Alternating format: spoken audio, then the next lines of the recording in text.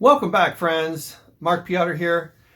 Today I want to talk about wireless microphones. I'm going to use my wireless system for my saxophone, and I want to start by talking about how frugal I've been for years using this Audio-Technica.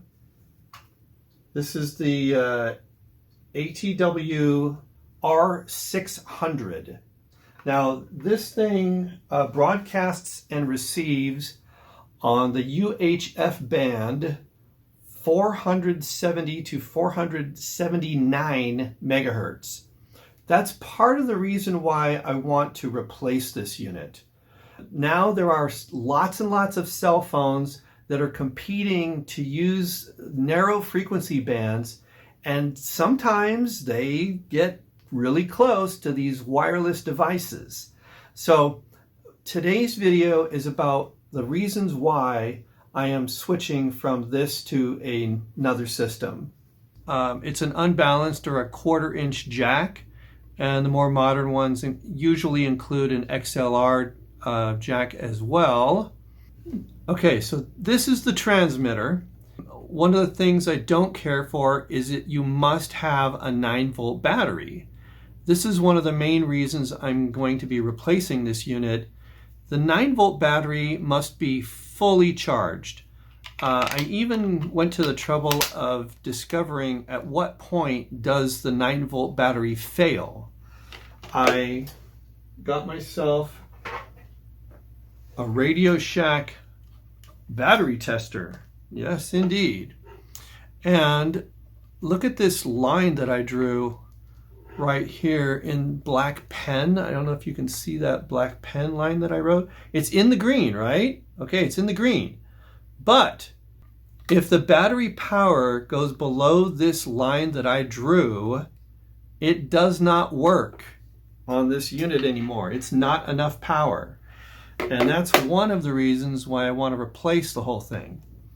Another reason for wanting to replace it was that over the years, this little connector failed. You can kind of see that this is one of the possible fragile points of the entire unit, that there's a potential for a lot of weight to play and move this jack, and that's exactly what occurred. And so a few years ago, I had to take this thing apart. I unscrewed it, I took it apart, and I resoldered a connector that's attached to this jack because it wasn't working anymore. So I'm pretty frugal. I've been getting my use out of this thing. Yeah, see, just doing this right here is enough to make you wonder, are you about to break this thing? There it goes. This is the new one. It's called a SGPRO. Nice hard case there. So let's go through these items, see what we got. Okay, so one of my main concerns in choosing this unit was that on stage where I'm working right now, we have several devices that are all broadcasting and receiving at 2.4 megahertz, somewhere in that zone. This one says the carrier frequency is 902 to 928 megahertz. So that's one of the main reasons why I chose this model, was to get away from the interference of those other devices on stage. Oh, we've got a little lapel mic. Probably won't use it, but there you go. It's a little clip-on microphone. This looks like the one I'm going to use for the saxophone. Yep, here we go. So here's the microphone that's going to get clipped onto the saxophone. It's very lightweight. We got a USB connector. We've got a 1/4 inch cable, little windscreen for the microphone capsule. This must be the AC power adapter here. This looks like an antenna that you plug in. This is the receiver. And, good, just like the Audio-Technica that I'm replacing, this unit also has the some of the controls right on the front panel. So that's nice. I can choose what frequency I'm looking at, and a volume knob right here on the front panel. That's professional. On the back we have both the XLR out and a 1/4 inch out.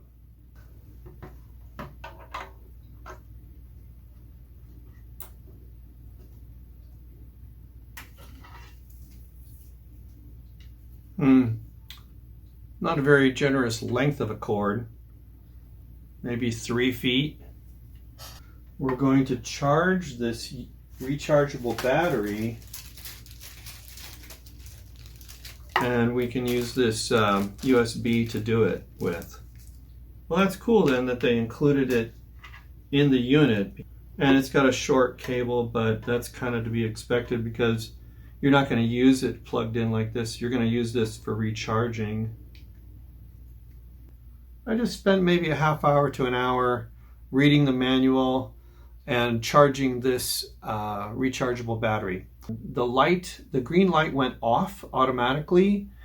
In the manual it does say that when it's fully charged it will turn off by itself. Now the microphone can be detached from this transmitter. The first time I did this it was surprisingly difficult, but I guess you want it to be kind of difficult, right? But anyway, what you do is you slide this downward like that. Okay, so it slides back and forth that direction to remove this. Why do you need to do this? Because inside here there's a little window, and that's going to indicate that it is in synchronization with your receiver. So we're going to try that right now. I'm going to turn this on. I haven't done this yet. This is the first time I've turned this thing on. All right, so we're turning this on, and it looks like we've got our default display. There's a IR button over here. IR means infrared, so it's an infrared transmitter receiver. Okay. So I'm going to press and hold the infrared here. Okay, now I can see there's a little light going on here. It's blinking. So that means it's trying to connect with this. And now we're going to power this on. Press and hold. There's my red. And I wonder if this is going to do anything. And over here, the infrared stopped blinking. So all I can assume is that they are now synchronized.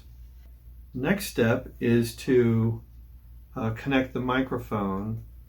And let's see if we can.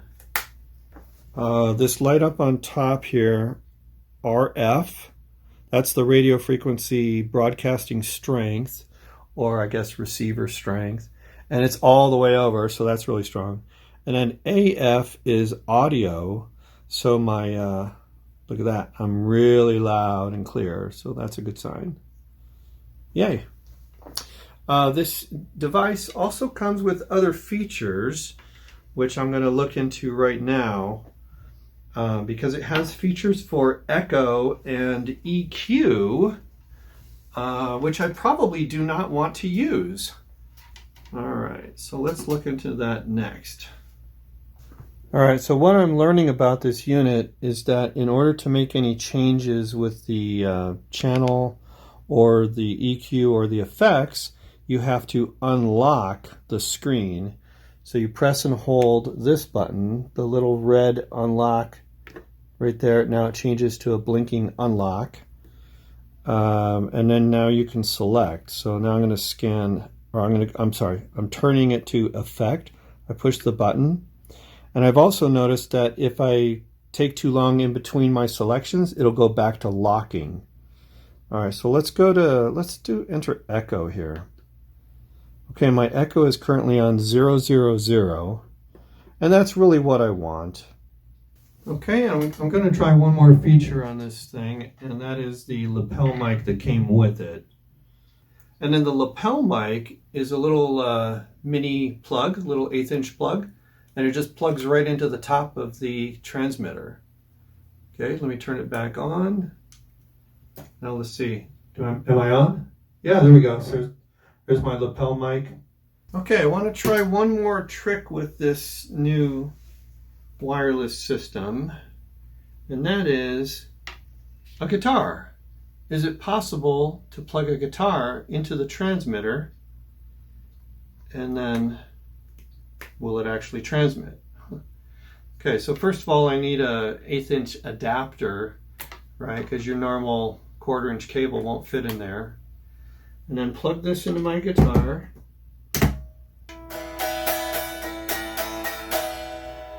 Yeah, I'm not hearing anything there. Oh well, too bad. Yeah, I think I'm just hearing the imperfection of the 1/8 inch jack. Oh well. It wasn't sold as a guitar wireless system, and there you go. This is why.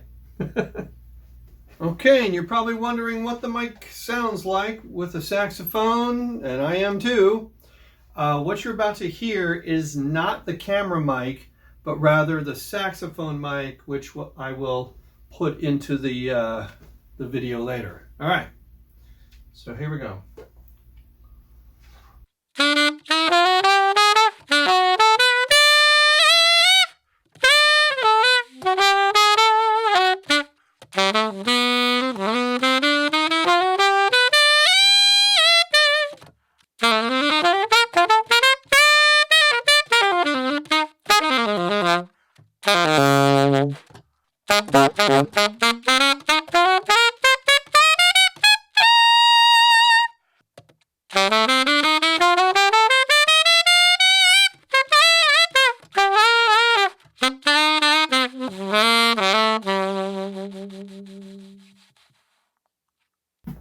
All right, well, that's all for now, and thank you, SGPRO. I'll be looking forward to using your system this Friday night at the theater. See you next time.